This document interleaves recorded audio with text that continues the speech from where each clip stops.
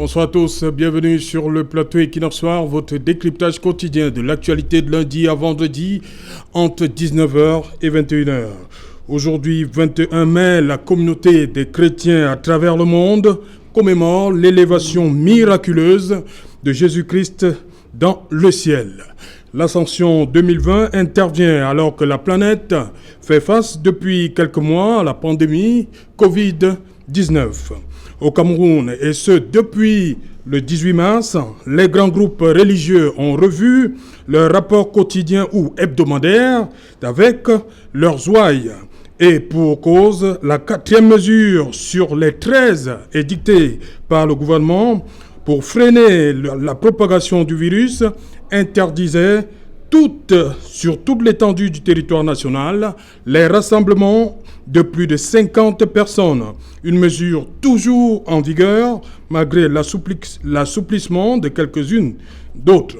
Le 30 avril dernier, cette mesure qui a poussé les églises à célébrer autrement cette fête importante chez les chrétiens, ce jour, jeudi 21 mai, c'était, madame, monsieur, sans compter avec le coronavirus.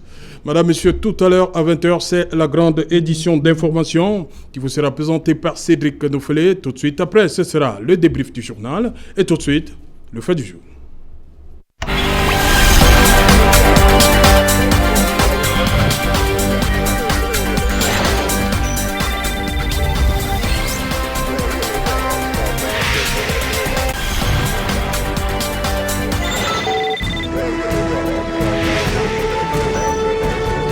Covid-19, quel message pour quelle attitude pendant cette pandémie pour répondre à la question, je suis en plateau ce soir à Douala avec le révérend Gahan Jacques Marcel. Bonsoir.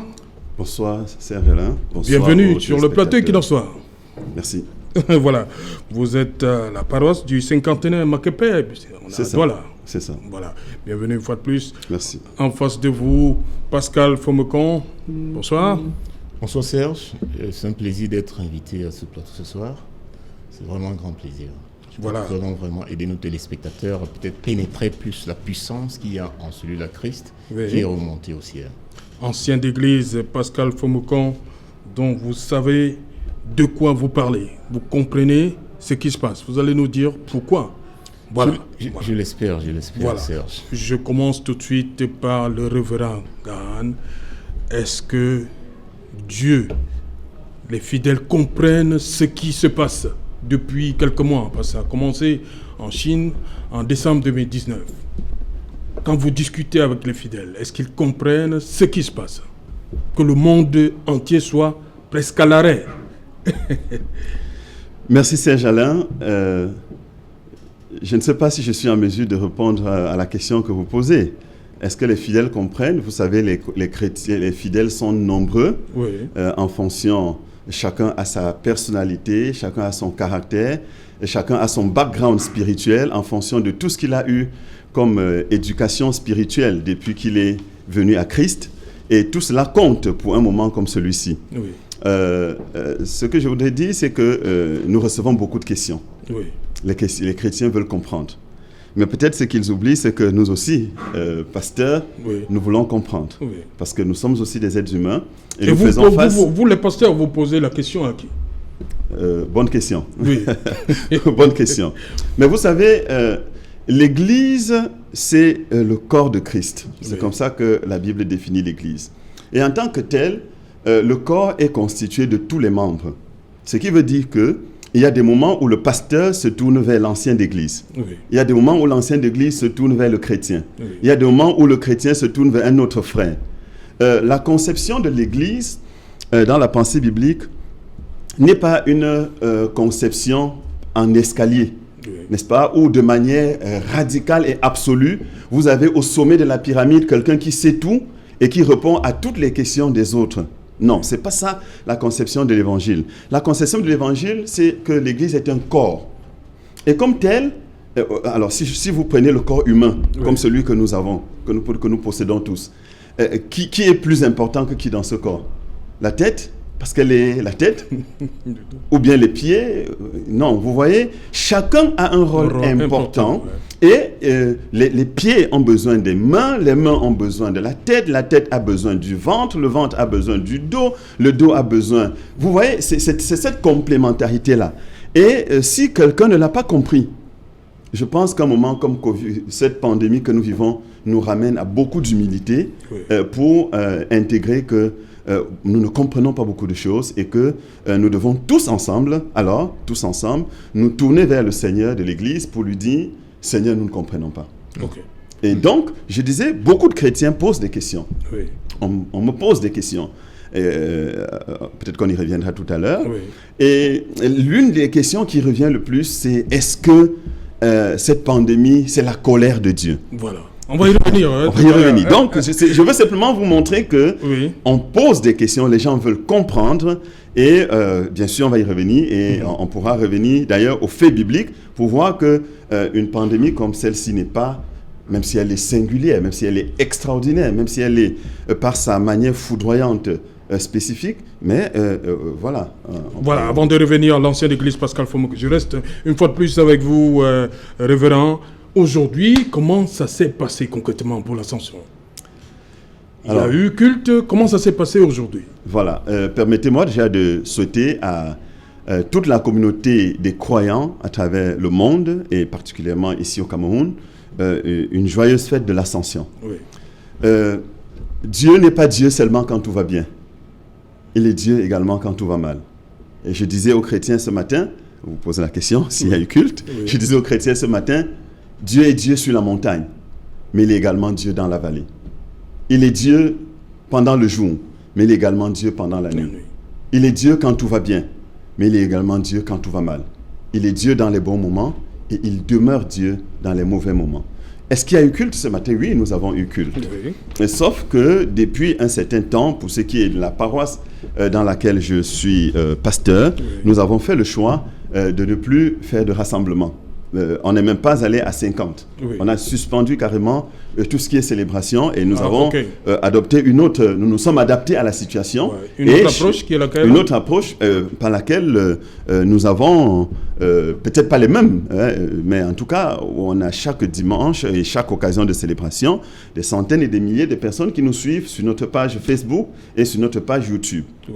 Donc voilà, on pourra y revenir plus en profondeur tout à l'heure. Mais en fait, en quelques mots, c'est ça, ce que nous avons adopté comme système. Nous avons une page Facebook, nous avons une page YouTube, nous avons des groupes WhatsApp à travers lesquels nous envoyons des messages autour des thèmes bibliques aux chrétiens chaque jour et à des occasions précises. Ok. Pascal Fomekon, vous voulez réagir à la suite du passeport? Oui, je crois réagir, j'irai un peu plus loin, Serge, parce que je crois que le pasteur a dit des choses très importantes. C'est-à-dire le fait que les chrétiens doivent déjà savoir que nous faisons tous part d'un corps, qu'il n'y a pas de position au sommet en dehors de Jésus-Christ, qui est la tête et chez qui tout le monde part d'abord. Mais je reviens sur ce point-là, pourquoi? Parce que je crois que le Cameroun, essentiellement, nous avons un problème à ce niveau-là. Parce que le problème du Cameroun, on est rongé par ces problèmes de titre et de position. Moi, je parle ici... Mais Covid, ce n'est pas seulement le Cameroun. C'est pas seulement le Cameroun, bien sûr. Mais je prends le cas du Cameroun. Pourquoi? Parce que je dis, Covid même déjà, c'est très bien de dire, c'est pas le cas du Cameroun seulement. Parce que le monde entier en souffre. L'Église en est venue à se poser des questions. Parce que la Bible déclare en fait que toutes les grandes choses qui arrivent, Dieu avertit d'abord ses serviteurs.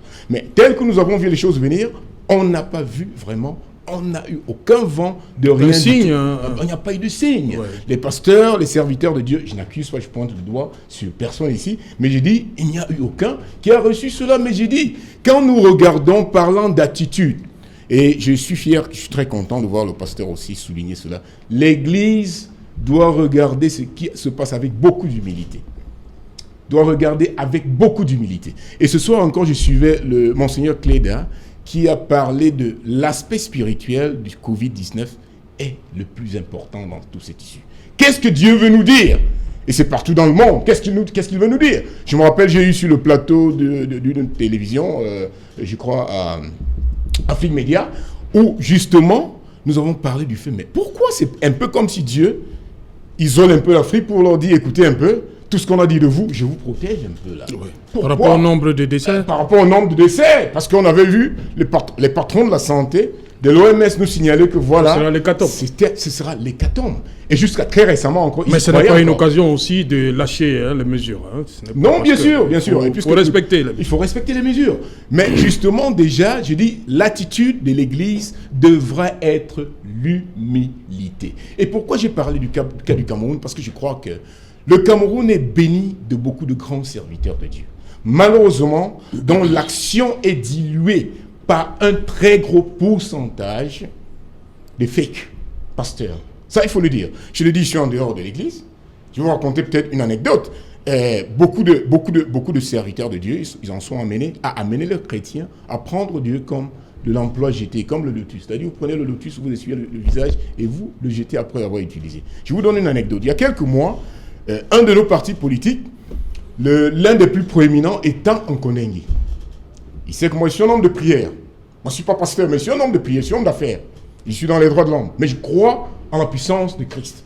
Parce que moi, quand je vois le nom Christ, c'est d'abord puissance. Ce n'est pas chanter, alléluia, les nombreux. C'est de croire en la puissance de Christ. Alors, cette anecdote, je vous raconte. Il a donc fait, son épouse est venue me contacter. Nous avons mis en place des prières.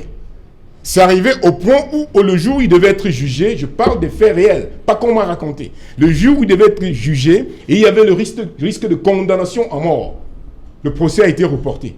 J'ai sûrement été le premier sur WhatsApp, chez qui il a envoyé un message, mais ton Dieu là, il est fort. Il est fort. Merci Pascal. C'est fantastique. Alors, nous sommes allés donc, j'ai amené son épouse à prendre cela plus au sérieux. On est allé plus au sérieux. Il en est arrivé au point où il m'a dit, écris une lettre de demande de rencontre au tribunal militaire. Moi, je quitte Douala, je conduis, je vais au tribunal militaire à Yaoundé. Je dépose une demande pour pouvoir les voir plus régulièrement et quand je veux, pour partager avec tout le groupe. Moi, je vais te parler de ce point d'emploi GT qui est le problème du cas du Cameroun, Serge. Alors, c'est malheureusement quand j'ai déposé la demande, quelques temps après, j'ai voyagé pour l'Italie. Étant en Italie, ils ont été tous libérés de Kondengi. À la sortie de la prison, 1 semaine, 2 semaines, 3 semaines après, mon épouse me demande, mais ton ami là, c'est comment? Te contacte même pas? Il dit non, ça ne m'étonne pas beaucoup. Parce que lors de l'une des dernières rencontres, j'ai dit à son épouse, et ça c'est un point que j'aimerais bien voir avec le pasteur, parce qu'il faut qu'on éclaire les lanternes des chrétiens. J'ai dit à son épouse, Dieu est un Dieu qui fonctionne sur les principes. Le programme de votre parti politique est très alléchant comme solution pour les problèmes du Cameroun. Il est admirable. Il est admirable. Malheureusement, quand je regarde ce programme, je ne vois la place de Dieu nulle part. Et vous allez commencer, quand vous êtes en train de prier, le groupe est en train de prier, vous allez commencer à respecter un des fondamentaux de Dieu. Dieu dit dans le livre de Daniel, c'est moi qui mets les rois et c'est moi qui enlève les rois. Cela veut dire quoi? Le roi qui est là, le président qui est là actuellement, vous devez d'abord le respecter. Et cela veut dire, même dans vos prières que vous m'avez dites maintenant, vous les faites matinalement, parlez fort, dites que Dieu bénisse le président avec ses ministres. Alors c'est là où j'ai su que j'étais allé très loin. Donc vous voyez, quand il sort de prison, les prières c'était bien, mais emploi j'étais, j'ai plus besoin de Pascal. C'est ça un peu le problème profond en regardant le cas du Cameroun. Mais merci pour la grâce de Dieu parce que la Bible aussi déclare que là où le péché abonde, les pays corrompus comme le cas du Cameroun, parce que l'Église est le même cas, comme j'ai dit, la grande majorité c'est des faits. Il y en a des hommes de Dieu fantastiques qui font du travail fantastique. Mais la grosse majorité est dans ces faits, font que la puissance de Christ est diluée. Mais merci pour la grâce de Dieu qui nous garde au-dessus du Covid-19. Voilà, on va prendre la direction de Yaoundé où nous attend Marcel Olivier Di. Bonsoir Marcel, vous êtes catholique pratiquant, comme je l'ai dit dans mon propos introductif, depuis le 18 mars dernier. Et les catholiques et les protestants, tout le monde a dû réajuster son programme. Chez vous, les catholiques, comment ça se passe depuis le 18 mai? Et surtout, cette journée qui célèbre, qui commémore la montée du Christ, l'apparition du Christ. Comment ça s'est passé dans votre église aujourd'hui? Bonsoir à Frère Alain. Bonsoir à vos invités. Bonsoir également à vos nombreux téléspectateurs. Je voudrais d'abord m'excuser parce que vous allez constater que l'image n'est pas très illuminée chez moi. nous avons un problème d'électricité ici à Yaoundé. Non, l'image est claire, mais non, c'est bon. Voilà, donc j'ai dû me débrouiller par des moyens du bord.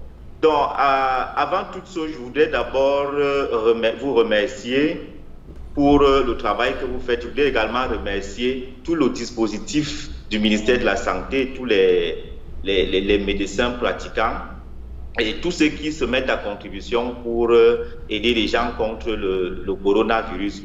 L'Église catholique, pour revenir à la question que vous me posez, l'Église catholique, je pense que de toutes les autres obédiences, sans publicité d'ailleurs, parce qu'il faut le reconnaître, Dieu n'a pas besoin de publicité ni de marketing, mais il faut quand même souligner que de toutes les églises, de toutes les obédiences religieuses au Cameroun, l'Église catholique a fait quand même montre d'une certaine discipline en ce qui concerne les mesures barrières.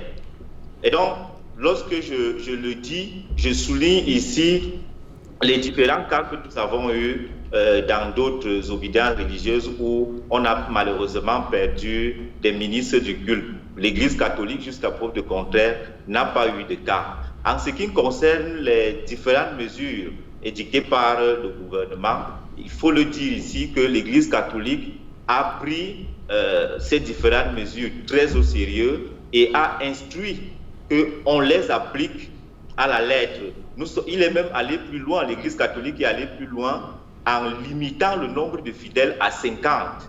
Et il faut le dire, là où je fais mon culte en Volier, nous avons, parce que vous savez que le culte est ponctué d'un certain nombre de pratiques religieuses, notamment la remise de la communion, par exemple le salut à un certain moment. On a décidé qu'il fallait escamoter ces différentes étapes-là. Maintenant, au niveau de la communion, ce qu'on fait, c'est que chaque fidèle qui vient, avant de venir prendre sa communion, il se lave d'abord les mains avec la solution hydroalcoolique. Vous voyez que ça fait partie des différentes mesures que l'Église utilise, justement, l'Église catholique utilise justement pour barrer la voie au coronavirus. Par ailleurs, je voudrais ajouter, si vous me le permettez, que les prêtres, contrairement à certains ministres du culte qui avaient pensé que le coronavirus était plutôt un esprit et qui espéraient, à partir d'une sorte d'exorcisme, tuer le coronavirus ou bien l'éradiquer, je crois que l'Église catholique a démontré que le coronavirus n'est pas un esprit. Le coronavirus, c'est effectivement un virus et que pour combattre contre ce virus-là, il faut respecter les mesures barrières.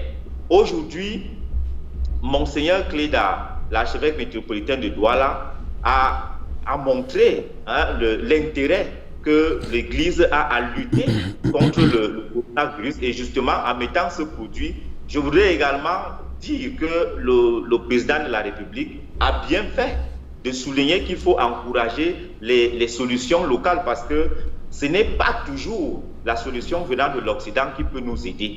Donc, à notre niveau, au niveau de l'Église catholique, nous respectons les mesures édictées par le gouvernement et nous allons plus loin en utilisant les différentes mesures que nous-mêmes, au niveau de l'Église, nous prenons pour barrer la voie au coronavirus. Voilà.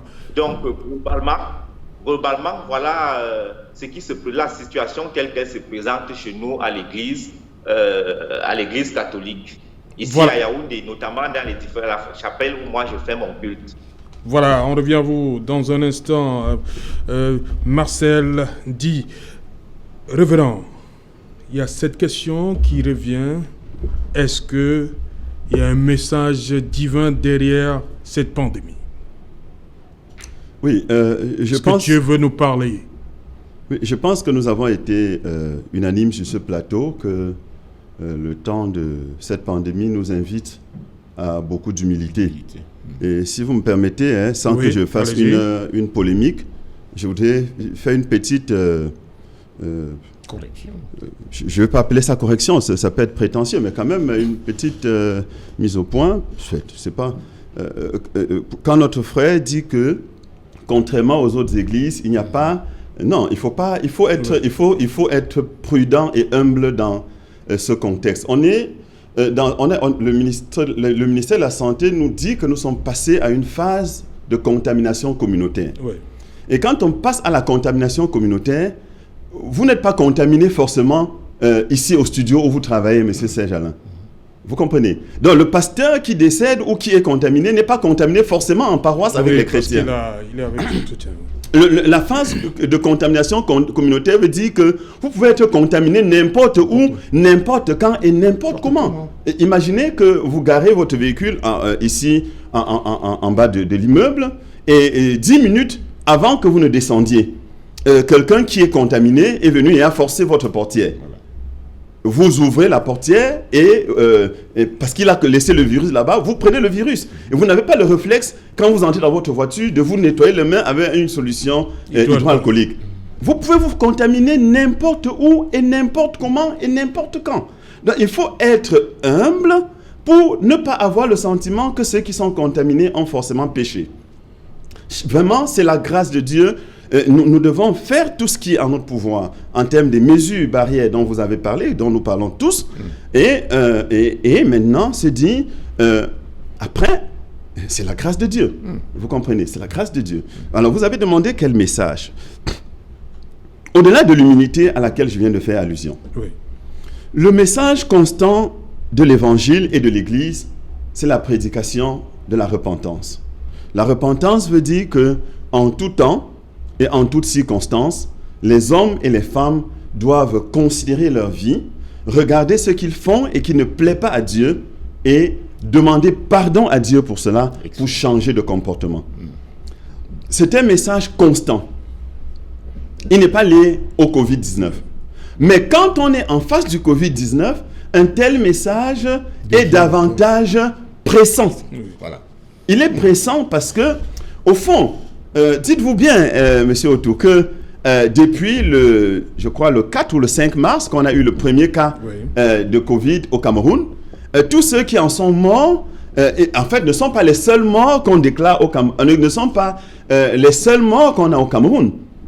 Je ne sais pas si vous comprenez ce que je veux dire. Je veux dire qu'en plus des morts de Covid-19, il y a beaucoup d'autres Camerounais qui meurent de beaucoup d'autres pathologies et même de rien du tout, qui se couchent dans leur lit et qui meurent parce que l'heure a sonné. Voilà. Vous comprenez? Et donc, finalement, la question n'est pas de dire est-ce que je meurs ou je ne meurs pas. Bien sûr, personne ne doit chercher à se suicider. Voilà. Vous comprenez? Il faut être sage, il faut être prudent, il faut prendre les mesures qui, autant que cela dépend de nous, nous préservent de tout ce qui peut nous mettre en danger. Mais après, il faut être conscient que chaque jour que Dieu nous donne est une grâce. Et c'est en cela que le prophète dit, prépare-toi à la rencontre de ton Dieu. Car chaque jour peut être le dernier. Et il faudrait que quand le dernier jour a sonné, et que le Seigneur nous demande, comme il demandera à chacun de nous, vous comprenez? On a parlé tout à l'heure, la semaine qui s'est écoulée a été, on va dire, catastrophique pour l'Église, parce que je crois qu'on a connu le décès de 3 ou 4 pasteurs. Voilà. Parmi lesquels, je voudrais parler plutôt de l'Église, de l'Union des Églises Baptistes du Cameroun, qui est l'Église sœur, une Église avec laquelle, l'Église évangélique du Cameroun à laquelle j'appartiens, une église avec laquelle on a eu notre autonomie le même jour. Oui. Donc c'est vraiment une église, j'allais dire jumelle. Oui. Et cette église donc a perdu son président général dimanche dernier. Je voudrais penser à cette église parce que quand on a perdu son berger, vous voyez, le Seigneur avait l'habitude de dire on frappe le berger et les brebis sont comme déroutées. Oui. Alors je voudrais dit à ses frères, mais aussi à toutes les autres églises, à toutes les paroisses qui perdent leur berger, mais aussi à toutes les familles qui perdent un chef de famille. Parce que le chef de famille, il est comme le berger de la famille. Oui. Et donc, la maman, les enfants sont comme désemparés. Nos prières vous accompagnent. Alors, je termine pour dire que le message donc que cette pandémie nous apporte, c'est de dire, si nous avions perdu cela de vie, alors notre vie est éphémère. Notre vie tient à un fil. Notre vie est une grâce. Parce que, effectivement, vous savez, par moments, nous savons que nous sommes tous mortels et que nous allons mourir. Mais par moments aussi, on oublie vite et on mène notre vie comme si elle était dans notre poche, et nous en disposions comme bon nous semblait. Oui. Mais nous oublions que quand vous prenez la route, vous allez à Yaoundé, vous allez à Bafoussam, vous allez à Garoua, ou je ne sais pas quel coin du Cameroun, vous allez à Bamenda, vous allez à Manfé. Pouvoir partir d'un point et arriver à destination, c'est une grâce. Ceux qui connaissent en chemin un accident de circulation, ce n'est pas forcément parce qu'ils ont trop péché. Et parfois, vous êtes très prudent en route et c'est quelqu'un qui est qui conduit comme voilà, qui vient vous percuter. Parfois, n'est-ce pas, vous êtes très prudent et vous avez un éclatement de roue qui vous renverse dans une rigole, etc., etc. Donc, vous avez des accidents domestiques qui sont mortels. Vous avez des gens qui font des accidents de vélo. Mais alors, on parle de quoi? Vous avez des gens qui sortent le matin pour aller faire du sport et qui sont agressés par un chien.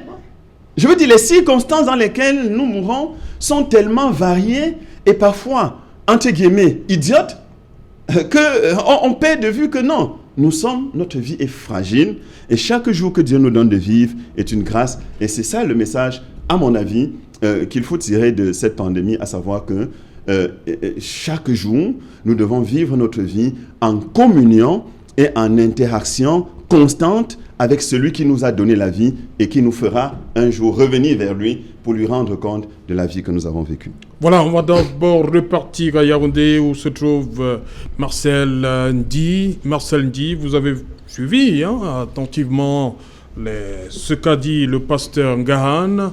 Et du côté de l'Église catholique, comment on perçoit cette pandémie? Quel est le message? Oui, Serge Alain, avant de répondre à votre question, je voudrais d'abord souligner un fait. Lorsque je dis que certains hommes d'Église ont eu peut-être un comportement maladroit, il ne s'agit pas de stigmatiser une obédience religieuse. Mais il est important de le dire avec force et autorité parce que ce sont des faits que nous avons vécus.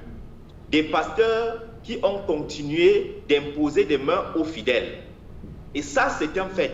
Malgré le fait qu'on avait déjà annoncé qu'il fallait respecter une distanciation sociale et qu'il fallait limiter un certain nombre de pratiques à l'Église. Donc je dis qu'il ne s'agit pas de dénigrer ou bien de vanter les mérites d'une obédience religieuse ou bien d'une autre, mais il est important de le dire que certains hommes d'église ont quand même brillé par une certaine légèreté. Ce n'est non plus pour dire également que c'est à cause de cette légèreté-là que ces personnes-là ont été contaminées. À l'Église catholique, dès le début de cette pandémie, dès l'annonce des mesures des mesures de lutte contre le Covid-19, l'Église catholique a fait un communiqué à travers lequel il a indiqué qu'il faut respecter les mesures barrières et qu'il fallait ajouter à cela, on a limité le nombre de participants à des cultes à 50. Et à l'intérieur de chaque chapelle, les prêtres ont pris le soin de mettre non seulement les gels hydroalcooliques, mais ils ont également escamoté un certain nombre de pratiques qu'on a l'habitude de vivre durant le culte. Notamment la partie où il faut se donner la paix, où les gens se saluaient, on a arrêté ça.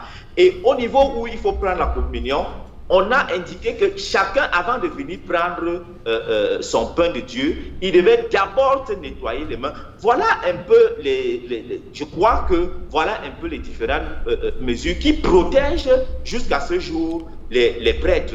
On ne peut ne pas aussi constater que nous n'avons pas encore perdu de prêtres. Ça ne veut pas dire que c'est une forme de vantardise ou alors c'est une façon de dénigrer ceux qui ont perdu la vie, mais on ne peut ne pas aussi reconnaître que c'est un fait. C'est un fait. Donc quand mon père sur le plateau indique laisse l'impression que je suis en train de vanter le mérite d'une église, de faire le dithyrambe d'une église au détriment d'une autre, il ne s'agit pas de ça, mais il s'agit tout simplement d'attirer l'attention des hommes de Dieu qui ont une certaine attitude, qui pensent par exemple que le coronavirus est une question d'esprit et non pas un virus. Cela est faux et ils ont continué malheureusement à avec les mêmes pratiques qu'avant le coronavirus. Nous avons suivi des pasteurs dans des églises de réveil donner les dates à laquelle le coronavirus était supposé s'arrêter. Malheureusement, les faits nous disent le contraire, le coronavirus continue. C'est pour dire que certains hommes d'église, dans certaines églises de réveil, ont brillé par une certaine légèreté, ont pris les devants pour montrer, je ne sais pas si c'est peut-être une habitude chez ces hommes d'église de montrer qu'ils ont le monopole, et c'est peut-être le marketing qu'ils font pour adouber leurs fidèles, pour embrigader les esprits de leurs fidèles. Non, je dis que ces différentes pratiques-là ne doivent pas continuer, parce que c'est l'occasion de le dire, c'est l'occasion d'attirer tous ceux qui font dans la fantasmagorie que le coronavirus est un virus qui tue. Ce n'est pas un mauvais esprit qu'il faut appliquer, soit de l'eau bénite, soit prier au nom de Jésus. Bien évidemment, il faut prier au nom de Jésus. Je pense notamment au psaume 91. Ceux qui respectent les mesures barrières et qui lisent et appliquent le psaume 91, je pense qu'ils peuvent être épargnés au nom puissant de Jésus, puisque comme nous avons l'habitude de le dire. Donc, pour terminer, je voudrais... Oui, rapidement, ma question donc, je demande, est-ce qu'il y a un message divin derrière cette pandémie? Non, le message, c'est que peut-être, parce que là, je ne voudrais parler à profane, je ne suis pas un prêtre qui est suffisamment outillé pour le dire, mais est-ce que nous devons le prendre dans le sens où Dieu envoie un message à ceux qui ne le prient pas suffisamment? Je pense qu'on peut le prendre dans ce sens, surtout ici au Cameroun, si la solution vient déjà de l'Église catholique, ça veut dire forcément qu'il y a un message qui est derrière, mais je suis mal placé pour expliquer. Je ne suis pas un exégète, je ne suis pas un prêtre, je suis un catholique pratiquant, mais je n'ai pas les capacités pour expliquer justement le message divin qui peut se cacher derrière cette pandémie. Ce que je retiens, c'est que c'est difficile de nous prendre, c'est difficile de vivre désormais à marge de ce coronavirus. Est-ce que c'est un message que Dieu nous envoie? Je laisse le soin aux prêtres de le dire clairement, parce que ce sont eux qui ont la capacité d'être en contact d'une manière ou d'une autre avec Dieu, avec le Seigneur. Donc sur ce point, il est difficile pour moi de prendre une position claire. Voilà. Pascal Fomekon, est-ce que Dieu veut ainsi interpeller l'humanité? Merci Serge. Je crois, quand nous avons l'occasion d'être sur un plateau comme celui-ci, celui d'Equinox, où des millions de téléspectateurs nous suivent, pas seulement au Cameroun, mais à travers le monde, nous avons l'obligation de rester dans la ligne de la vérité. Vous voyez, dans la Bible, dans Jean 17, verset 17, Jésus demande à son Père, sanctifie-les par la vérité. Je crois qu'il est important qu'on reste dans cette branche-là. Là, on sait où on va. Et pour donc ces millions de téléspectateurs qui nous suivent, je voudrais lever quelques équivoques. Quand nous suivons notre frère, nous voyons quelqu'un de très fidèle aux pratiques de l'Église catholique. Je n'ai rien contre cela, Serge. Mais j'aimerais déjà lui dire ce soir, et aux millions qui suivent et qui vont dans cette ligne, sans dire quoi que ce soit contre l'Église catholique. Je me rappelle, il y a quelques mois, je suis allé voir le cardinal Tommy, il a même mis les mains sur ma tête, il a mis les mains sur mon épaule pour quelque chose que j'ai en plan, il a prié, nous avons prié ensemble. Donc, je n'ai rien contre les catholiques, mais j'aimerais déjà préciser. Est-ce que c'était avant le 18 mars? Oui, bien sûr, avant le 18 mars. C'était après le 18 mars? Non, c'était même avant le 18 mars. Il y avait un problème de All Anglophone Conference. Oui. Et avec mon ami Eli Smith. Je pense à quelque chose. Donc, je dis qu'il est important de dégager les millions de téléspectateurs de certaines équivoques et rentrer dans la vérité. Prenez la Bible, de la première parole, au début, Dieu créa le monde, jusqu'au dernier verset de la Révélation, il n'y a aucun nom d'église. Nous allons... Il faut cela que ce soit certifié et mis sur la table. Catholique, né de nouveau, enfin, catholique, J'ai entendu parler des églises réveillées et tout cela. Et même aux églises réveillées, ce message va alors en compte dans le même sens. Oui, dans la Bible, il est clair, Dieu est un Dieu d'amour. Et Dieu est esprit. Nous ne voyons pas Dieu. Oui, Serge, je dois dire ceci parce que dans le livre de Jean, chapitre 4, il y a une femme, la Samaritaine, la pécheresse. Cette femme-là elle n'était même pas censée connaître Dieu. Mais cette femme, malgré le fait qu'elle était prostituée, elle cherchait au fond d'elle-même cette connaissance de Dieu profond. Jésus abandonne tous, même ses disciples. Il est guidé et allé rencontrer cette prostituée. Et cette prostituée, entre guillemets, devient l'une des premières, sinon je crois, la première des évangélistes dans le livre de Jean. Qu'est-ce que j'essaie de faire ressortir ici? Nous devons sortir de ces sentiers battus, faux, qui ne sont pas réels. Dieu est amour. Dieu a un message que nous sommes en train de véhiculer en ce jour de l'ascension de Jésus-Christ. Jésus est venu pour mourir pour nos péchés. Il a été enseveli. Mais comme aucun aide ne l'avait fait avant, et aucun aide ne le fera encore, Dieu l'a ressuscité, et il nous a promis en partant le Saint-Esprit. À partir du moment où vous avez un groupement qui s'appelle X, qui s'appelle Alpha, qui s'appelle Bêta, qui s'appelle Catholique, qui s'appelle Réveillé... Non, qui est Pascal Famecon, on ne va pas... Non, il faut le dire, Serge, parce qu'il est très on important. Pas, non. Laissons les églises comme elles sont. Voilà, laissons cela pour rester dans le cas du Covid-19. Oui. J'aimerais dire, donc, pour revenir à la question, mais il fallait enlever cet équivoque, parce que nous devons amener la vérité. Pour dire que je pense personnellement, Serge, et quand je demande, est-ce que Dieu veut interpeller l'humanité à travers cette pandémie? Voilà, je vais revenir à cette question, justement pour dire que je crois que peut-être notre frère n'a pas beaucoup suivi. Je prends un patron de l'Église catholique au Cameroun, qui est le patron, qui est le cardinal Cléda. Oui. Et qui a dit, nous devons surtout, qu'il a peut-être su son discours de ce soir, cet après-midi, nous devons surtout chercher le message spirituel qui est derrière cela. Maintenant, personnellement, si vous demandez mon avis, Serge, moi je vais dire, voilà une situation où Dieu, dans sa grande magnanimité, a utilisé quelque chose qu'on ne voit même pas. Les canons, l'arme atomique, tout cela ne peut pas détruire le Covid-19. Mais non, ça te fait sourire, Serge, mais j'ai dit, il a utilisé ça pour amener chacun chez soi, avec sa femme et ses enfants. Ah, pour vous, c'est ça le message? C'est ça. Non, j'ai dit, je finis en disant, je vais chuter par là pour dire que, voilà, il nous a parlé, mon frère tout à l'heure, le pasteur, il a parlé du message. C'est un Gahan. Voilà, pour dire vraiment, on revient à la même base. Maintenant, la Bible nous dit que tu commences par Jérusalem, tu commences par chez toi, va voir la vérité, parce qu'à tout moment, tu as vu, ils sont en train de partir, hein. C'est pas l'argent, c'est pas le sport, on a eu des sportifs qui sont partis. On a eu des grands riches, des hommes extrêmement riches. Donc c'est pas un problème d'argent. Tu peux partir à tout moment. Va d'abord t'assurer que ta famille est prête pour la rencontre avec son Créateur, s'il venait à les appliquer. Donc moi je vois un peu ces messages-là très profondément au-dessus. Il a cité des cas vrais. C'est-à-dire on a eu des grands hommes qui ont des méga églises, qui ont dit voici ce que Dieu m'a dit.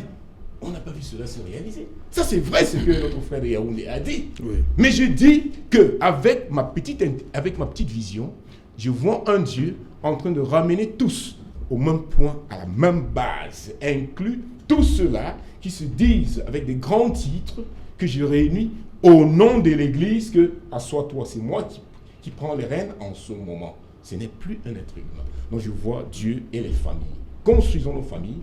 Amenons-le à la rencontre de Christ. Moi, c'est le message profond. Oui, Pasteur Gahan, oui, allez-y. Si je peux peut-être dire quelque chose, c'est de dire la pandémie à laquelle nous faisons face aujourd'hui est quelque chose d'extraordinaire. Et même si on a vu venir à partir de la Chine, avec le cheminement à travers l'Europe, l'Italie, etc., bien malin qui pouvait dire à quoi cela nous menait. Et même là, quand mon frère a parlé de l'Afrique, je crois que là aussi, personne ne pouvait dire qu'est-ce qui allait se passer pour l'Afrique. Hein? Parce que si ce n'est pas la grâce de Dieu, quand vous allez au marché Goulolone ici, quand vous allez au marché de Mokolo à Yaoundé ou bien n'importe où, quand vous voyez comment les gens vivent, vous vous dites, mon Dieu, si ce qui se passait ailleurs devait suivre les mêmes canons, ben ce serait...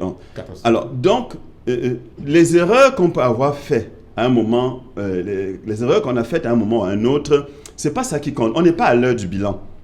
On est face à une catastrophe, à une pandémie qui continue son bonhomme de chemin. Et parce qu'elle continue son bonhomme de chemin, la question n'est pas qui a fait quoi ou qui n'a pas fait quoi. C'est de dire, il faut que nous continuions à rester éveillés. Il faut que nous continuions à rester vigilants. Tout à l'heure, on parlait des églises. Le président général de l'église évangélique du Cameroun a commis à la fin du mois de mars, une lettre pastorale pour donner des orientations en termes de mesures barrières, en termes de rappeler les mesures barrières, celles qui sont édictées par les autorités nationales ou internationales, les dispositions pour les célébrations, etc. Mais vous savez, vous croyez qu'il suffit d'une lettre pour que tout le monde obéisse? Non. On est face à un phénomène qui est bizarre, vous comprenez? Et donc, il faut que les gens se rendent compte qu'on se rende tous. Quand je dis les gens, ce n'est pas comme si je donnais les leçons à qui que ce soit. Non. Que nous nous rendions tous compte que tant que cette pandémie est là, on est en face d'un danger. On est en face d'un ennemi réel. Et si on n'a pas pris de disposition avant, et qu'on y a échappé, il ne faut pas dire que non, je n'ai rien fait et je ne suis pas mort. Donc, non, il ne faut pas dire ça. On n'est pas à la fin de la pandémie. Si, vous pourriez dire ça si vous êtes à la fin de la pandémie. Donc, je lance comme ça un appel à toutes celles et ceux qui nous regardent ce soir, au point où nous sommes maintenant, pour qu'il n'y ait pas d'ambiguïté, qu'on se rende bien compte que le Cameroun, comme toutes les autres nations, je préfère dire le Cameroun, parce que je ne veux pas parler des chrétiens. Ce n'est pas une pandémie qui ne fait que les chrétiens. Vous avez abordé l'aspect église, parce qu'il y a un comportement spécifique. Les églises sont par nature des lieux de rassemblement. Vous comprenez? Pour en venir encore là, le gouvernement n'a pas suspendu les cultes. Du tout. Vous avez bien fait de dire, il a dit pas de rassemblement de plus de 50 personnes. Alors, sur la base de la lettre pastorale à laquelle j'ai fait allusion, nous avons des communautés qui font des cultes avec 50 et qui font des cultes dans 4 lieux différents sur la station, dans plusieurs salles, et qui font plusieurs cultes pendant la journée. C'est une option. Vous en avez d'autres qui font un seul culte avec quelques personnes. Vous en avez d'autres encore, comme celle à laquelle j'appartiens, qui ont décidé de ne plus faire de rassemblement du tout, mais d'amener les gens à nous retrouver en ligne. Donc, chacun choisit une option, une voie, et doit simplement, à un moment, s'arrêter, évaluer, et dire, le chemin que j'ai pris, est-ce qu'il comporte ou non des risques? S'il comporte des risques, on corrige, on ajuste, parce qu'au fait, en tant que berger, ma responsabilité, c'est de ne perdre aucun de ceux que Dieu a confiés à ma charge.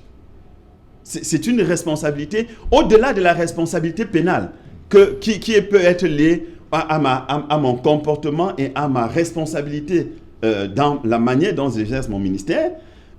J'ai cette responsabilité morale, j'ai cette responsabilité spirituelle. Et de ce point de vue, puisqu'on parle d'église, je pense que chaque communauté adopte une attitude en fonction de son contexte, et il est plutôt important de temps en temps de s'arrêter, de faire une évaluation. Hier, j'avais un conseil d'anciens de notre paroisse. On a fait un conseil d'anciens en ligne. Et on a évalué pour dire, est-ce que nous pouvons reprendre oui ou non, compte tenu des mesures d'assouplissement. Et on est arrivé à la conclusion qu'on va encore observer. Donc, je pense que c'est ça l'esprit. Bon, peut-être c'est trop dit, mais en tout cas, c'est ça un peu que nous devons. C'est-à-dire, vous voulez passer à 50, comme tout le monde. Nous avons dit non. Vous avez décidé d'arrêter complètement. Oui. Vous voulez passer à 50 maximum. La question se posait. Et nous avons dit non, nous ne faisons pas de rassemblement, même de 50. Nous ne ferons pas de rassemblement du tout. Nous allons Je dis donc par rapport à l'échange que vous avez eu hier avec les anciens, c'était pour voir dans quelle C'était pour voir si c'était possible d'aller à cette option. Et on a estimé que non, il valait mieux d'observer. Voilà. Et ce qui nous motive, et je pense que ce qui doit nous motiver tous en tant que bergers du peuple de Dieu à divers niveaux, puisque la question que vous posez ce soir, c'est l'Église. C'est de dire à chaque instant, qu'est-ce que nous rendrons comme compte au Seigneur? Au-delà de ce que de l'histoire qui va nous juger, c'est de dire qu'est-ce que nous rendrons comme compte. Et je suis content que mon frère, depuis Yaoundé, ait évoqué et pointé du doigt. S'il y a des comportements qui peuvent être problématiques, je crois qu'il faut les stigmatiser. Oui. Parce qu'on est dans une guerre où on doit se tenir la main. Il n'est pas question que vous adoptez une bonne pratique là où vous êtes et que moi je fasse n'importe quoi. C'est ça qui fragilise la lutte. Mais si nous faisons bloc, et donc dans ce bloc, il est important que tous ensemble nous fassions bloc. Je crois que c'est un peu cela aussi le sens de l'union sacrée à laquelle le chef de l'État fait allusion dans son message le 19. Donc il est important, nous ne sommes pas hors de la cité, nous ne sommes pas hors de la société. Et il est important donc qu'on se mette tous ensemble. C'est pour ça que j'ai dit tout à l'heure que mon message ne s'adressait pas aux chrétiens. Parce que le Covid n'est pas... Il ne cible pas les chrétiens, non. C'est une pandémie qui nous concerne tous et à laquelle nous devons faire face tous ensemble. Et donc, c'est ça que je voulais... je reste avec vous. Juste une précision. Est-ce que cette crise sanitaire, Pasteur Gahan, va revigorer comme ça la foi des croyants? Vous pensez? Vous savez, une épreuve c'est une épreuve. Oui. C'est comme ça que nous l'appelons dans la terminologie biblique, ecclésiologique, spirituelle, etc. C'est une épreuve. Oui. Et tout à l'heure, vous me donnez l'occasion d'évoquer un cas biblique. Vous avez dans la Bible un homme, c'est un cas emblématique d'ailleurs, qu'on appelle Job, qui est un homme prospère, qui a de grands biens, qui a d'abondantes richesses, on les énumère, et qui a des enfants, et qui va avoir une succession de malheurs.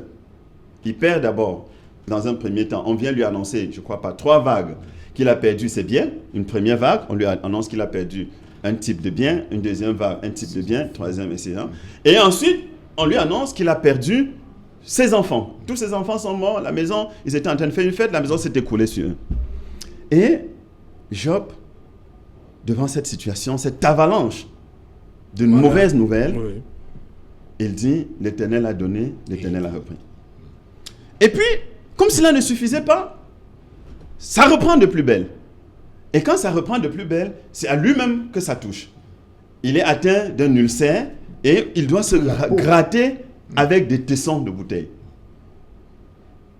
Et, devant cette situation, sa femme, qui, quand elle a perdu, elle aussi, puisque les biens leur appartenaient à tous, les biens et les enfants, n'avaient rien dit et étaient restés dans la posture de Job pour dire « l'Éternel a donné, l'Éternel a repris ». Sa femme lui dit « tu demeures ferme dans ton intégrité, maudit Dieu et meurs. Maudit Dieu et meurs. » Mais c'est quoi cette affaire? Tu as servi ce Dieu et il t'abandonne comme ça? Et puis Job dit « mais femme, tu parles comme une insensée. Nous recevons de Dieu le bien, ne recevons-nous pas aussi le mal ?» Et le texte dit « en tout cela, Job ne pécha point. » Mais, et il s'assied par terre pour vivre sa douleur et sa souffrance. Il a 3 amis qui viennent lui rendre visite. Quand ils arrivent, ils voient l'état de Job. Ils voient tout le malheur qui lui est arrivé. Et ils disent, waouh, impossible. Et ils s'asseyent par terre avec Job. Et pendant 7 jours, ces gens-là, 7 jours, ils n'osent pas ouvrir la bouche. Tellement la douleur et la détresse étaient profondes. Jusque-là, Job reste ferme dans son intégrité. Et à partir du 8e jour, Job prend la parole et il maudit le jour de sa naissance. Alors, s'il maudit le jour de sa naissance, il maudit qui? À votre avis? C'est Dieu qui l'a créé.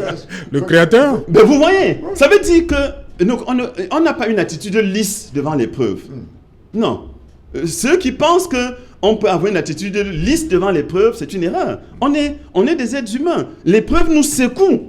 Vous comprenez? Et par moments, elle nous secoue, nous restons fermes. Mais par moments, elle nous secoue, nous titubons, nous tombons même avant de nous relever. Ouais. Il ne faut pas que ceux qui, dans cette épreuve, tombent, pensent que c'est fini et qu'ils doivent rester par terre, il faut se relever. Je termine avec un autre cas. Oui. Aujourd'hui, nous célébrons l'ascension, la montée de notre Seigneur Jésus-Christ au ciel. Dimanche dernier, j'ai prêché sur un texte où le Seigneur Jésus-Christ dit dans Jean chapitre 14, verset 1, « Que votre cœur ne se trouble point. » Que votre cœur ne se trouble point. Vous entendez ça? C'est-à-dire, il ne faut pas s'inquiéter. Il faut être serein devant les situations. Et il dit ça, il va mourir bientôt. Il s'adresse à ses disciples qu'il va bientôt abandonner. Il a dit, ne soyez pas troublés, rassurez-vous. Mais c'est serein. Et pourtant, 2 chapitres avant cet épisode, le même Seigneur, qui est à quelques heures de son arrestation et de sa mort, s'écrie et il dit, mon âme est troublée. Mon âme est troublée. Donc, vous comprenez que, en fait, il n'y a pas une attitude, la foi n'est pas l'ascension du mont Cameroun, où vous ne faites que monter, monter, monter, monter. La foi, c'est parfois les montées, c'est les descentes, vous tombez dans les vallées, et il faut avoir la force de se tourner vers le Seigneur. Et c'est ça un autre message que je voudrais adresser à ceux qui me regardent ce soir pour vous dire, quelle que soit la peur, quelle que soit l'inquiétude, quelle que soit l'hésitation, quel que soit le trouble que vous pouvez ressentir face à cette pandémie, ne lâchez pas prise, restez courageux, restons courageux. Dieu est fidèle. Une fois encore, il est le Dieu de la montagne, il est le Dieu de la vallée, il est le Dieu du jour, il est le Dieu de la nuit, il est le Dieu quand tout va bien, il reste le Dieu même lorsque tout va mal. Voilà, on va prendre rapidement le sentiment de Mephisto Ndi à Yaoundé. Est-ce que vous pensez que face à cette pandémie, la foi des croyants sera quelque peu ébranlée? Oui, effectivement, tu dois reconnaître qu'il faut faire preuve de beaucoup de foi pour surpasser cette terrible pandémie, parce que sans la foi, nous ne pouvons pas vaincre tous les maux qui peuvent nous entourer. Nous, à la chapelle, du moins, je ne voudrais pas faire publicité ici, même si les ministres du culte ici pensent que je stigmatise certaines obédiences en faveur de d'autres. Je dis, nous restons mobilisés autour de la foi. Nous prions Dieu qu'il nous vienne en aide, qu'il éclaire davantage ceux qui ont la possibilité de faire des recherches allant dans le plan de la médecine. C'est peut-être pour ça que aujourd'hui, Monseigneur Cléda a une solution qui ne demande qu'à être encouragée. Donc je dis que sans la foi, Monseigneur Cléda n'aurait pas réussi à trouver une piste de solution, si ce n'est une solution. C'est cette foi justement qui est même l'âme du chrétien, parce qu'un chrétien qui n'a pas de foi, un chrétien qui doute, il n'a pas de raison d'être chrétien. C'est cette foi-là qui nous maintient debout. C'est cette foi qui nous permet d'être convaincus aujourd'hui que nous arriverons à bout du coronavirus. Parce que je le réitère, les prêtres nous disent que le coronavirus n'est pas un esprit, c'est un virus qu'il faut combattre avec des médicaments. Merci Marcel Olivier, c'est l'heure du journal. Il est déjà là, Cédric Noufélé. Bonsoir Cédric, au menu ce soir. Bonsoir Serge Alain, bonsoir à vos invités. Vous le savez, nous sommes au jour de la fête de l'Ascension et à cette occasion, l'Église catholique a tenu à rappeler que grâce aux prières, elle a eu l'inspiration de mettre sur pied un protocole thérapeutique spécial pour prendre en charge les cas du Covid-19. Et c'est à Yaoundé que Monseigneur Jean Barga a fait savoir au gouvernement que les hôpitaux catholiques sont prêts à l'accompagner dans sa stratégie de lutte contre la Covid-19, alors que le gouvernement hésite encore sur ce médicament mis en place par Monseigneur Samuel Cléda. L'OMS vient de confirmer qu'elle va accompagner Madagascar dans les essais cliniques de son Covid organique. Un accord de confidentialité entre l'OMS et ce pays malgache doit être signé dans les tout prochains jours. Vous écouterez l'échange entre le directeur général de l'OMS et le président malgache dans le journal de 20h. Et la situation épidémiologique au Cameroun ne cesse de susciter des inquiétudes. Tenez-vous bien, plus de 500 cas positifs viennent d'être recensés ce jour. C'est un chiffre officiel. Le gouvernement compte multiplier les cas de dépistage mais rien n'est dit de façon précise sur ces tests rapides. Pourtant, le Gabon a pris de l'avance sur le Cameroun. Vous verrez dans le journal de 20h comment la présidence gabonaise se mobilise avec l'aménagement de laboratoires spéciaux pour multiplier les cas de dépistage et confiner les cas positifs. Nous ferons le point dans le journal de 20h. Nous évoquerons également ce soir, Serge Alain, l'inquiétude venant de l'extrême nord du Cameroun, là où les populations doivent respecter les mesures barrières sans avoir accès à l'eau potable.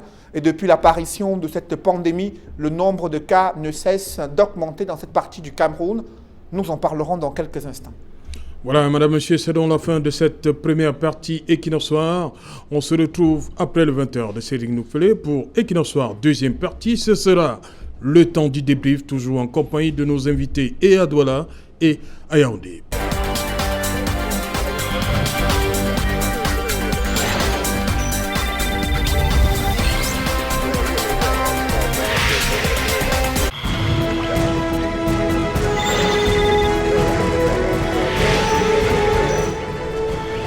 Retour sur le plateau Equinox Soir, nous sommes partis pour la deuxième partie Equinox Soir consacrée aujourd'hui Covid et l'Église. Mais en plateau à Douala, nous avons Pascal Famoucon, ancien d'Église, et en face de lui, le révérend pasteur Jacques-Marcel Ngahan. Bonsoir une fois de plus à vous, cher monsieur.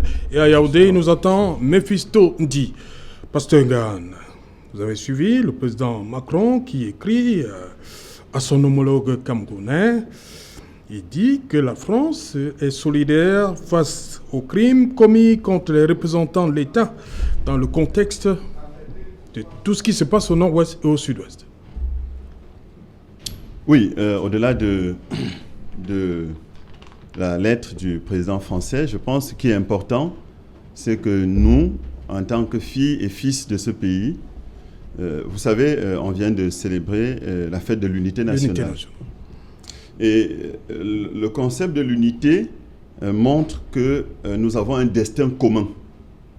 Le destin commun, c'est de dire que si le Cameroun est notre pays à nous tous, où nous en sortons tous collectivement, où nous périssons tous collectivement. Et donc, faire face, nous en parlions tout à l'heure par rapport au Covid, pour dire que nous n'allons pas réussir à éradiquer cette pandémie si nous n'y allons pas tous ensemble, parce que c'est un destin commun. Le président parlait d'union sacrée. Le président parlait d'union sacrée. Et d'ailleurs, il a cité les partis politiques, oui. les hommes d'église, les syndicats, ou les médecins, bref, tous ceux qui peuvent ou qui doivent, parce que ce n'est même pas une question de seulement pouvoir, c'est une question de devoir. Il s'agit là de l'avenir, de la survie même de la nation. Et donc, j'évoquais cela pour revenir à la question que vous avez évoquée en principal.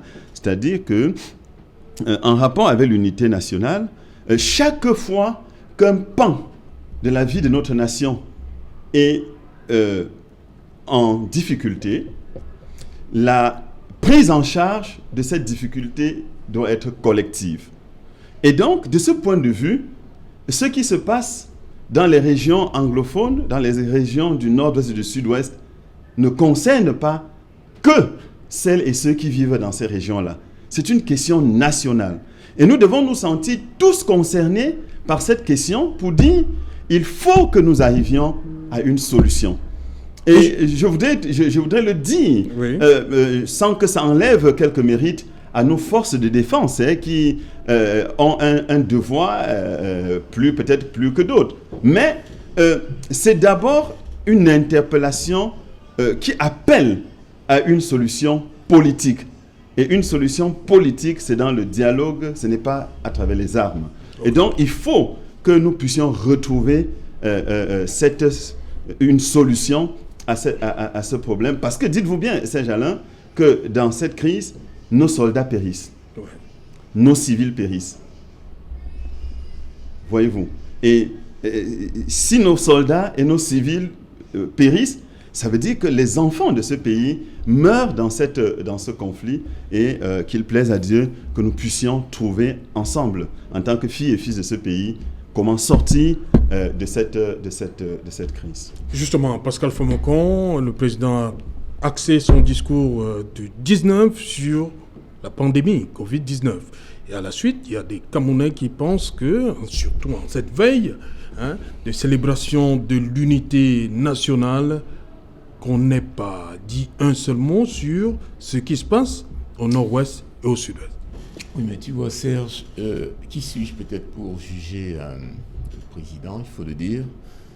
Il a tout un cabinet autour de lui qui prépare un discours comme celui-là.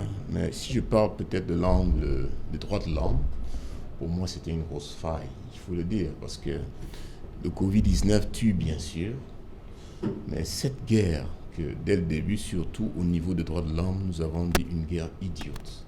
Parce que, vous savez, les militaires ne sont pas faits pour lutter contre les propres citoyens du pays. Ça, c'est une réalité, il faut le dire. Nous, on l'a dit dès le début, et M. Biya, lors de 2 discours, surtout celui de quand il prêtait serment, il a reconnu des choses qui n'avaient jamais été reconnues. Lui-même, il a reconnu qu'il y avait des frustrations en fond. Ce qui a éteint beaucoup de ces excités qui venaient souvent, pas pour dire, comme nous avons dit, la vérité, c'est l'essentiel, la base. Et il a reconnu ça, et lui-même, il a reconnu qu'au début, il y aurait dû une autre façon de prendre. Parce que quand il a dit, au début, c'était des revendications corporatistes, on ne va pas revenir à tout cela. Mais je voudrais dire que, revenir peut-être surtout à la France, Serge, pour dire, quand je vois M. Macron parler, je le prends avec beaucoup de pincettes. Ah oui, il faut le prendre avec beaucoup de pincettes. Je me demande, je crois que la France est très mal placée aujourd'hui pour nous donner des conseils. C'est bien, il peut chercher la sympathie dans la population en disant que c'est une manière contournée de dire, par exemple, dans le discours, il aurait fallu parler du problème du Nosso, par exemple. Oui. Mais je dis, il faut le prendre avec des pincettes parce que je crois que les Français n'ont pas beaucoup prouvé qu'ils étaient vraiment nos amis, à mon avis, dans cette issue du Nosso.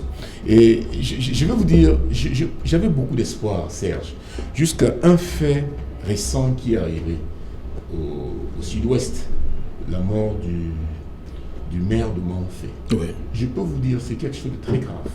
Et cela confirme ce que nous avons dit. Je parle encore ici, je ne veux pas dire, je ne parle pas ici de l'Église, bien sûr. Je vais le dire encore, l'angle des droits de l'homme, nous l'avions averti dès le début. Monsieur Macron parle d'une solution politique.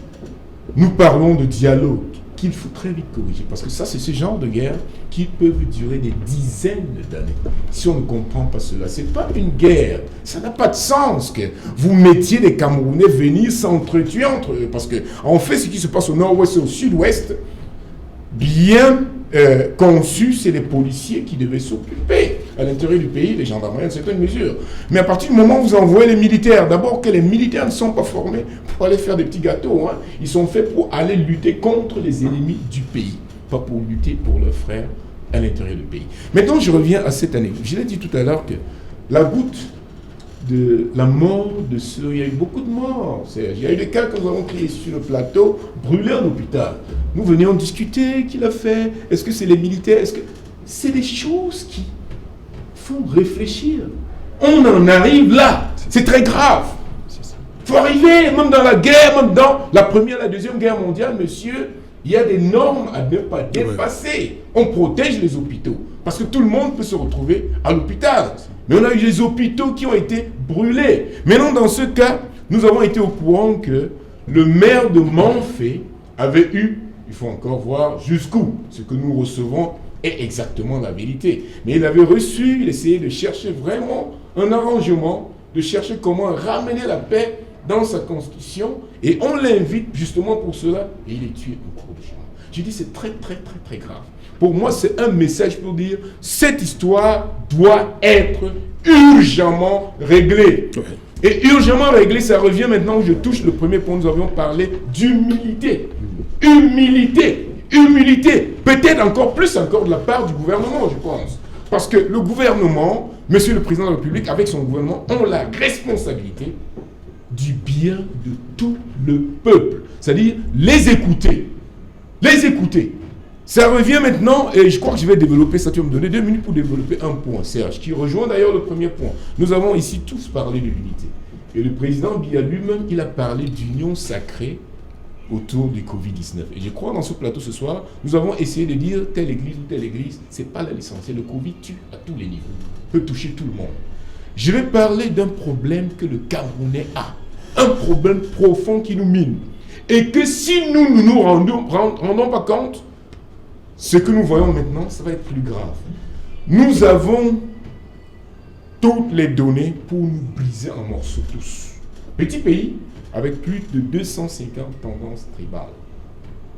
Petit pays. Donc il n'y a que l'unité qui peut nous amener à faire quelque chose. Et c'est pour cela que j'ai eu toujours ce combat avec l'Église. Je leur dis même dans les forums où on est, si nous ne sommes pas unis, on ne pourra rien faire. Et j'ai souvent développé un cas que j'ai eu en Guinée, Serge. Tu vas me permettre de donner ce témoignage. Quand j'arrive en Guinée, oui, c'est pour éclairer quelque chose. Quand j'arrive en Guinée en 2016, j'ai beaucoup d'amis là-bas de l'église, des pasteurs, apôtres et tout cela. Et un jour, il m'approche, il me dit, mes frères, notre pays était très pauvre. Nous avons approché Dieu, nous avons pleuré à Dieu. Pourquoi nous sommes si pauvres alors que tous les autres qui nous entourent sont très riches? Et Dieu nous a apporté le pétrole. Malheureusement, l'argent n'entre pas dans l'église, nous sommes restés pauvres alors que le gouvernement consomme tout l'argent. Je leur ai dit, je vais vous dire, si vous voulez que j'aille honnête à honnête, vous êtes divisés dans ce pays. J'ai vu vous, les patrons de l'église, vous êtes divisés. Unissez-vous en prière. Parce qu'il y a une force fondamentale que je prends l'occasion sur ce plateau pour le dire. C'est dans Genèse 11:6 que peut-être le pasteur va nous dire tout à l'heure. C'est le seul verset dans la Bible où on voit le Créateur, Dieu le Créateur. Permettez-moi entre guillemets de dire frémir devant une certaine force, la force de l'unité. Dieu lui-même dit, si je laisse ces gens-ci unis, rien ne pourra leur stopper. Je me trompe, oui ou pas, pasteur? Si je laisse ces gens-ci unis, rien ne pourra le stopper. Moi, j'ai eu des moments de rêve où j'ai vu un seul acte qui pourrait faire beaucoup. Par exemple, quand nous avons vu les journalistes accrocher l'image d'un monsieur Kanto avec avec le ministre Owana. Vous savez, les commentaires qui ont suivi, c'est vrai, des journalistes, je peux vous dire, c'est le rêve de tous les Camerounais au fond du cœur. Voir ces deux-là presque s'embrasser. Ça gère beaucoup de problèmes. Et pour cela, cela demande de l'humilité. Parce que pour résoudre les problèmes, on doit aller sachant qu'on est un seul corps ensemble. Tout à l'heure, mon compatriote sur le plateau, notre frère, Pasteur Graham, Pasteur Graham, il a développé le fait que nous sommes du même pays, nous sommes Camerounais. À partir du moment, je donne ce rêve, où nous allons voir M. Biya, par exemple, se retrouver avec notre jeune qui s'est présenté aux élections présidentielles, Cabral Libi, et peut-être M. Kamto. Je vous dis, cela peut gérer le problème à beaucoup de niveaux. Avec le représentant, avec celui du SDF, cela peut gérer, parce que nous sommes tous Camerounais. Nous ne luttons pas contre un autre pays, nous luttons contre nos propres frères. Ça n'a pas de sens. Alors, l'unité, et nous tournons tous ce soir, depuis le Covid-19, jusqu'à ce fait du nord-ouest et du sud-ouest, l'unité gère beaucoup de problèmes. Et je vais clôturer, je vais chuter par là. Jésus le dit à 4 reprises, je crois que c'est 5 reprises d'ailleurs, dans le même chapitre. Et ça, c'est pour dire l'importance. Jean 17, chapitre 17, il le dit à plus de 4 reprises, qu'il soit un. Jésus le dit priant à son Père, qu'il soit un, qu'il soit un, qu'il soit un. Ça, c'est un message direct. Et peut-être, si tu me permets, je vais dire en Guinée équatoriale, une fois que j'ai dit ça, je vais te dire, c'était miraculeux, Serge. Les églises, je me rappelle, ce jour-là, étaient tous avec le même tricot. Ils ont prié, ils ont pleuré à Dieu. Les élections présidentielles qui arrivaient, dont la présidence ne cachait plus sa peur, même avec toutes les menaces de l'opposition qui se retrouvait en Espagne. Les élections présidentielles ont été tellement réussies, et ils m'ont d'ailleurs, à la suite de cette prière, de cette idée que j'ai amenée par mes pasteurs, ils m'ont donné une accréditation pour superviser les élections, pour suivre les élections. Donc je veux dire, l'unité marche. Serge, s'il te plaît. Voilà. L'unité peut marcher, l'unité peut faire des miracles. Quand on devient unis et qu'on s'humilie, comme nous aurons essayé d'expliquer dans ce plan. Voilà, je vais vous rappeler ce petit passage du président Macron, cette lettre qu'il a envoyée au président Biya aujourd'hui. Il souhaite que les tensions puissent être résorbées de manière pacifique et concertée dans le strict respect de l'unité et de l'intégrité de votre pays. Il parle du Cameroun. Tout à fait. Tout est là-dedans. Tout à fait. C'est tout à fait pertinent. De manière pacifique, voilà. Ce sont les termes du président Macron. Tout à l'heure, M. Foncan parlait il évoquait les textes bibliques et l'unité, avec notamment le Seigneur Jésus qui, avant de quitter ce monde, a prié pour que les disciples soient un. Je voudrais dire que l'unité a 2 ingrédients fondamentaux. Premièrement, la paix. On ne peut pas être uni et être dans le désordre. Mais la paix elle-même a un deuxième ingrédient, c'est la justice. Quand il n'y a pas de justice, il ne peut pas avoir la paix. Il ne peut pas avoir de paix. Et quand il n'y a pas de paix, il ne peut pas avoir d'unité. Donc quand on parle des tensions, je crois que personne de nous n'est arrivé au Cameroun hier, n'est-ce pas? Nous vivons dans le pays et nous voyons tous ces champs de tensions qui ne sont pas de nature à nous aider à progresser, ni contre le Covid, ni contre autre chose. Parce qu'une fois encore, nous focalisons sur le Covid maintenant parce que c'est l'événement de l'heure et qui fait des ravages. Mais il y a beaucoup d'autres choses qui font plus de ravages que le Covid. Les ravages du paludisme, du VIH-Sida, des accidents de la route, avec l'état de nos routes, de la délinquance. À un moment, l'actualité, c'était nos enfants qui, dans les établissements, se retrouvent avec des couteaux, etc. On peut situer les problèmes de la société camerounaise à plusieurs niveaux. Et donc, voyez une image. Chaque fois, peut-être dans une époque, mais en tout cas, chaque fois que notre équipe nationale de football joue, ou du moins au moment où elle a cristallisé encore les passions. Je pense que ça a changé. Vous dites encore? Oui, ça n'est plus trop ça. Oui, ce n'est pas. C'est plus trop ça, Pasteur. Je suis peut-être. Je me souviens quand on avait les Lions indomptables de 1990, dans laquelle vous aviez sur le terrain, sur 11 bons hommes qui étaient sur le terrain, 7 ou 8 qui étaient Bassa. Ça ne disait rien à personne, monsieur Autour. Rien du tout. Personne ne s'en... Personne ne... Là sont même ceux qui savaient que Omam et Kana étaient des frères. Et Kato, qui était anglophone d'ailleurs, était capitaine. Si ça ne disait rien à personne. Voilà. Vous comprenez? Donc, je veux dire, lorsqu'on a affaire à des défis, la pauvreté est un défi, la scolarisation est un défi, la santé est un défi, on peut multiplier comme ça les exemples. Quand on a affaire à des défis, le tribalisme auquel nous sommes confrontés aujourd'hui, que certains exacerbent et en font leur cheval de bataille, ou du moins leur leitmotiv. Quand vous avez tout ça, vous ne pouvez pas affronter ces défis en pensant que vous avez la solution et vous la donnez aux autres. Non, on ne construit pas une nation comme ça. On construit une nation en se mettant ensemble. Tout à l'heure, je crois que j'ai commencé par là, quand vous m'avez donné la parole ici, je vous ai dit, vous savez, à un moment donné, il y avait la conception de l'Église selon laquelle on a le clergé et puis on a les autres. Et ça reste d'ailleurs. Mais je vous ai dit, même s'il y a cette organisation qui permet et qui aide, parce que tout le monde ne va pas tout le monde ne va pas tout faire. Il faut bien qu'il y ait des personnes qui canalisent, qui organisent, mais après qu'on soit dans l'humilité de savoir que nous avons tous besoin des uns des autres. Donc, quand on est face à tous ces défis, on ne peut y faire face qu'en se mettant ensemble sur la base non pas de notre appartenance ethnique, non pas de ce que l'un est un homme et l'autre est une femme, non pas sur la base de ce que l'un appartient à tel parti politique ou à tel autre, non pas sur la base de ce que l'un est chrétien et l'autre musulman, mais d'abord sur la base des valeurs intrinsèques que chacun... Et croyez-moi, il n'y a pas un seul homme qui soit méchant sur toute la ligne. Il n'y en a pas un autre qui soit un ange sur toute la ligne. Tous, nous avons des qualités et nous avons des défauts. Et en fait, le défi, c'est quoi? C'est de fédérer les qualités que chacun de nous peut avoir, en essayant autant que possible de minimiser les faiblesses de chacun pour que ces qualités, en émergeant comme dans une équipe de football, nous permettent de gagner le match. Ok.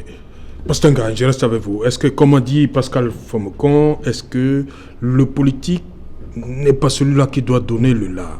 l'a dit, il a cité des noms. Est-ce que si ces personnes-là se retrouvaient ensemble pour parler, on devait assister c'est-à-dire tout ce qu'on voit aujourd'hui serait un début de solution? Que les hommes politiques se parlent, se regardent dans les yeux? Vous avez totalement raison. Mais je vais le dire autrement. Et vraiment, comme on l'a dit tout à l'heure, pour être cohérent avec ce que nous avons dit depuis le début, en toute humilité. Au-delà du politique, je pense que nous, en tant qu'Église, quelque part, nous avons failli. Je le dis vraiment avec humilité. Merci. L'Église à laquelle j'appartiens en est un exemple. Un exemple de ne pas être en mesure, en tant que fille et fils d'une communauté de foi, après s'être donné à la suite de nos pères des dizaines d'années à construire. Vous parlez du problème qui est à la tête de votre Église? Oui. Et à nous retrouver nous-mêmes à détruire ce que nous avons construit. Parce que nous sommes dans l'incapacité de nous regarder en face, de nous asseoir comme on s'assoit autour de cette table et de dire, au fait, qu'est-ce qui ne va pas? Qu'est-ce que tu me reproches? Voici ce que je te reproche. Et qu'on discute pour dire, ok, on s'accorde sur ça, et ça, on va le corriger comme ça. Je pense que si les églises qui sont porteuses de la parole d'amour, de la parole de paix, Jésus est le prince de la paix. Jésus est le prince de vie. Le Seigneur Jésus dont nous célébrons aujourd'hui sa montée au ciel est celui qui a vaincu la mort et les structures du mal. Et je voudrais profiter encore pour dire à ceux qui nous écoutent ce soir, vous pouvez, en regardant les églises et tout ce qui s'y passe comme bataille, avoir le sentiment que le message de la vie que Jésus-Christ donne est dilué et à ce moment ne plus le percevoir. Mais je vous invite, s'il vous plaît, à toujours faire la différence entre le message de Jésus-Christ et le message tel qu'il est porté par nous les êtres humains, avec nos faiblesses, avec nos failles. Et donc, au lieu de... parce que vous m'avez posé la question par rapport aux politiques. Moi, au lieu d'indexer le politique, j'indexe et j'appelle mes frères et mes sœurs, les pasteurs, les chrétiens, les anciens d'église, les églises au Cameroun, afin que nous soyons le phare de la société. Excellent. Afin que nous soyons cette lumière qui brille et qui montre à la société qu'on ne peut pas vivre et construire un pays avec une multiplication des foyers de tension. Voilà, ça m'amène, on a vu l'initiative du cardinal Toumi et d'autres hommes d'église pour le nord-ouest et le sud-ouest. Oui. On a vu où ça n'est allé nulle part. La faute à qui? Tout à l'heure, peut-être j'emprunterai à mon frère qui a parlé d'unité. La question par rapport au nord-ouest, si elle était perçue comme une question nationale, on ne l'aurait pas laissé au cardinal Toumi. Il aurait été le porte-parole de par son aura, de par son âge, de par son expérience, de par son ministère, et que sais-je encore. Il aurait été le porte-parole des églises protestantes, catholiques, des communautés de foi qui disent on ne va pas accepter que notre pays sombre dans le chaos. Voilà, rapidement, parce que Famocon, en 2 minutes, on arrive au terme. Oui, je crois que nous touchons quand même des points très importants, il faut le dire. Nous parlons d'unité. D'unité. Je ne suis pas catholique, mais je vais voir par exemple le cardinal Toumi, qui, dans tout ce que j'ai vu en lui, d'amour pour ce pays, parce que nous parlons en fait d'amour ici, se retrouver ensemble et s'asseoir ensemble, il faut de l'amour. Vous voyez, j'ai une image que je dis souvent, Serge. Quand monsieur Camto va nous sauver Bakassi, par exemple, quand toute la confiance que monsieur Biamé en lui, comme un fils d'abord, parce qu'il est de loin, devant lui, qu'est-ce qu'ils ont fait? Ils ont fait des grandes choses, c'était merveilleux. Et tout le monde dans le monde entier, on a félicité, parce qu'il y avait de l'unité, il y avait de l'entente. Alors, à partir du moment maintenant, pour revenir à ce que nous sommes en train de discuter, Nous devons savoir toujours qu'il y a des forces. Nous n'avons pas eu le temps de ce plateau de parler de cela, mais ce que le pasteur a parlé de Job tout à l'heure, il y avait une force au-dessus qui est venue en fait voir Dieu pour dire, ce Job-là, il t'aime beaucoup parce que tu lui as tout donné. Ça, c'est très important. Job ne savait pas, mais c'était cette force-là. Et cette force-là, chaque fois, parce que le Cameroun a un futur que tu ne peux pas imaginer, Serge, qu'une fois que cette unité va être donnée, le Cameroun peut tenir toute l'Afrique. Le Cameroun peut être un exemple pour toute l'Afrique.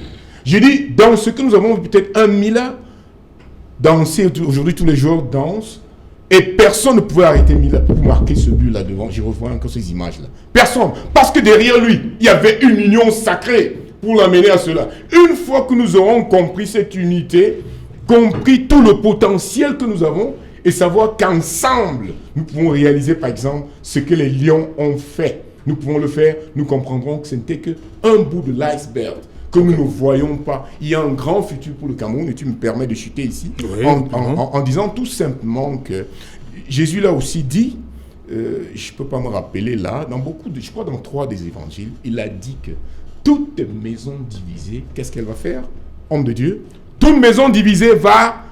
Elle va les voir à l'échec. Elle va voir l'échec.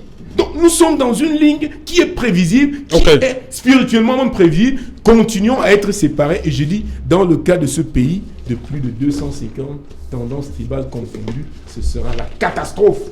Ce sera pire que le Covid-19. Voilà, merci. On ne va pas terminer sur cette note c'est pas pessimiste. Triste, Serge, elle est triste. Un mot pour les fidèles, les téléspectateurs. Aujourd'hui, nous célébrons Jésus-Christ qui est monté au ciel. Oui.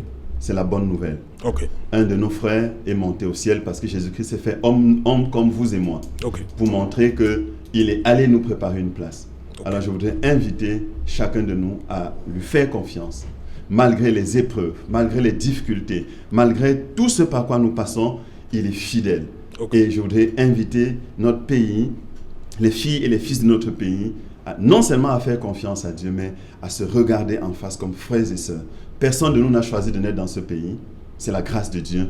Ne crachons pas sur cette grâce. Mettons-nous ensemble pour construire ce beau pays que Dieu nous a donné et le confier à nos enfants. Merci. J'aimerais voir ça dire Amen. Merci, Madame, Monsieur. Nous sommes arrivés au terme de cette édition. Merci à vous, Pascal Fomokon. Merci, Marcel Olivier Ndi à Yaoundé. Merci au pasteur Jacques-Marcel Ngaran qui était avec nous sur ce plateau. Bonsoir, la paroisse du cinquantenaire, Makepe, Ron Poulain.